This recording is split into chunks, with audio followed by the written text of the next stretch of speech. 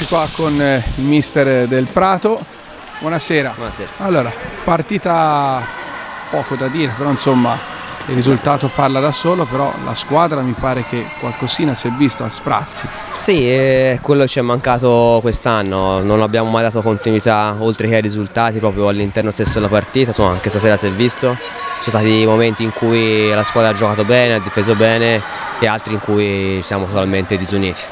Stasera purtroppo non è mancato tanto l'impegno quanto l'attenzione necessaria soprattutto a livello difensivo, questo l'ho detto anche ai ragazzi, non si può pensare di fare una partita del genere. Il risultato probabilmente non è giusto perché meritavamo senz'altro di prenderne di più stasera, perché penso anche alle ultime occasioni 3-4 volte arrivati davanti al portiere, insomma non sono dalla nostra squadra, proprio ci siamo disuniti e questo mi dispiace.